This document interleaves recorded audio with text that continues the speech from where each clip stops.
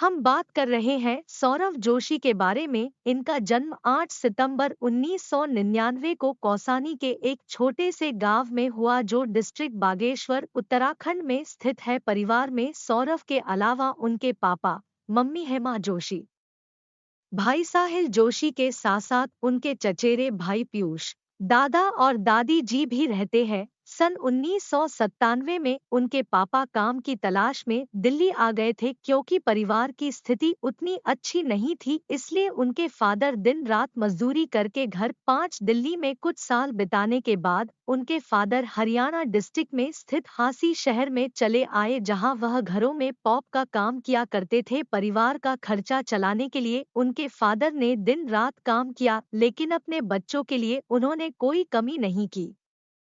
Unstable काम के चलते उनके फादर को कई बार घर बदलना पड़ा। करीब 9 घर बदलने के बाद फाइनली अपने किराएदार से उन्होंने मकान खरीद ही लिया, जिसके फल स्वरूप सौरव ने अपने क्लास 12 8 तक 5 स्कूल बदल दिए थे। वो पढ़ने में एक एवरेज स्टूडेंट थे, इसीलिए इंटरमीडिएट में मार्क्स उतने अच्छे नहीं आए, तो अब उन्हें अपने फ्यूचर की टेंशन सताने लगी। वो परेशान थे कि अब आगे क्या किया जाए। दोस्तों और रिश्तेदारों के सलाह के बाद उन्होंने आर्किटेक्चर करने की सोची, इसलिए वो इसकी तैयारी करने के लिए दिल्ली चले गए। 1 साल के इस कोचिंग के दौरान उन्होंने काफी कुछ सीखा, जैसे विजुअल रिप्रेजेंटेशन, पर्सपेक्टिव ड्राइंग और बहुत कुछ। उन्हें अब ड्राइंग में काफी इंटरेस्ट आने लगा, पर दिल्ली में रहे हुए 1 साल की कोचिंग से कड़ी मेहनत के बाद भी आर्किटेक्चर में उनका सिलेक्शन नहीं हो पाया और वह वापस अपने घर आ गए। और वह काफी परेशान थे, उन्हें लगा कि वो अब फ्यूचर में कुछ ज्यादा नहीं कर पाएंगे।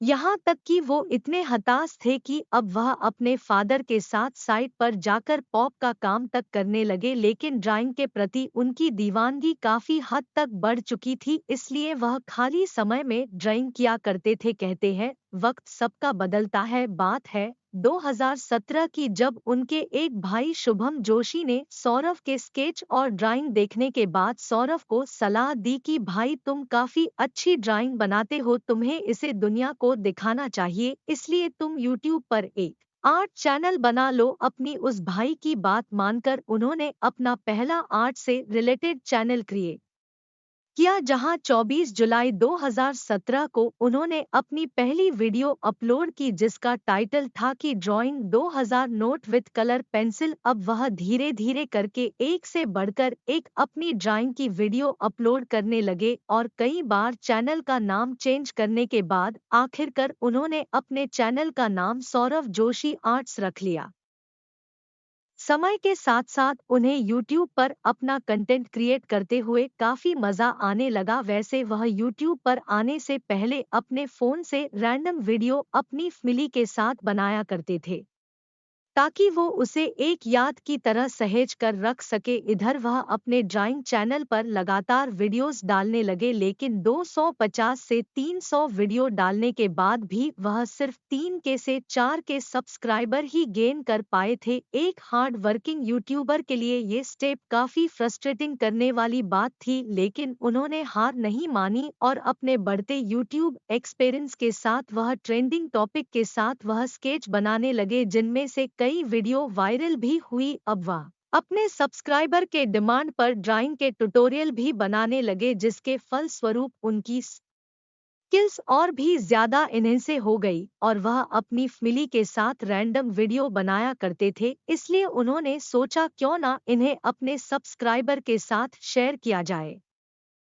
इसलिए फ्लाइंग बीस्ट से इंस्पायर होकर उन्होंने एक व्लॉगिंग चैनल क्रिएट किया और व्लॉग वीडियो अपलोड करना स्टार्ट कर दिया। अपनी पसंदीदा स्केच आर्टिस्ट की डेली लाइफ को जानने के लिए उनके सब्सक्राइबर ने उनके व्लॉगिंग चैनल देखना भी स्टार्ट कर दिया और जल्द ही उनकी व्लॉगिंग चैनल पर 20 के सब्सक्राइबर भी पूरे हो गए। लेकिन यूट्यूब में गूगल एडसेंस की पॉलिसी के तहत आपको अपना एड्रेस वेरीफाई करना पड़ता है, लेकिन इतने घर चेंज करने के कारण उनका एड्रेस वेरीफाई नहीं हो पाया, जिसका नतीजा ये निकला कि उनका एडसेंस अकाउंट ही सस्पेंड हो गया।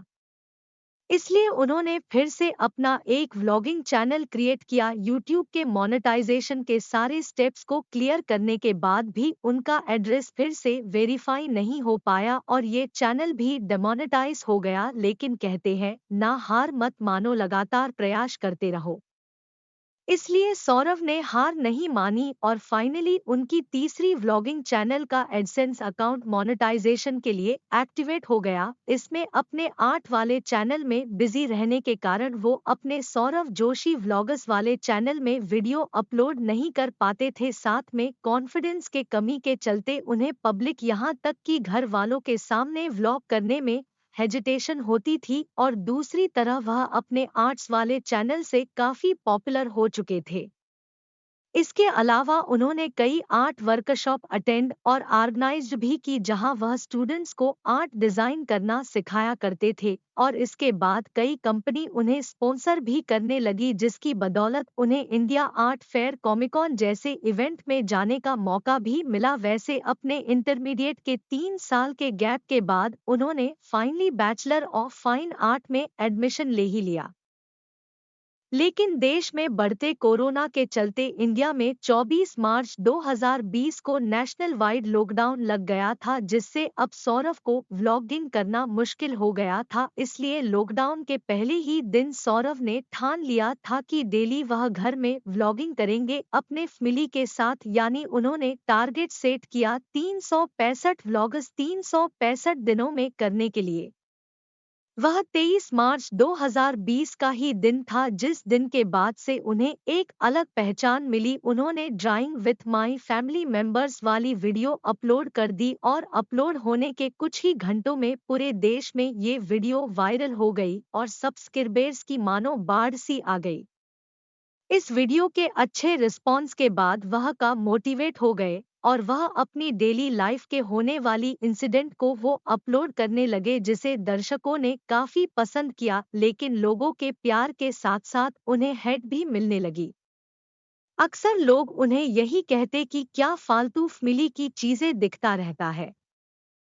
लोग उनके व्लॉग से अपने आप को काफी हद से कनेक्ट करने लगे। ऊपर से पीयूष की नटखट हरकतें और ऊपर से मम्मी जी की डांट, पापा जी का प्यार और दादी जी का स्वैग एक अलग ही लेवल देखने को मिलता है, जो सौरव जोशी व्लॉग्स में 4 चांद लगाता है।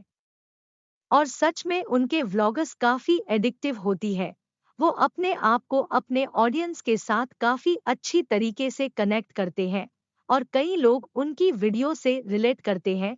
इसके बाद इन्होंने यूट्यूब के काफी माइलस्टोन को कंप्लीट किया और फाइनली 26 जून 2021 को वो इंडिया के नंबर 1 व्लॉगर बने और सौरव जोशी पूरे देश में ही नहीं बल्कि पूरे वर्ल्ड और अपने राज्य और देश का नाम रोशन कर रहे हैं।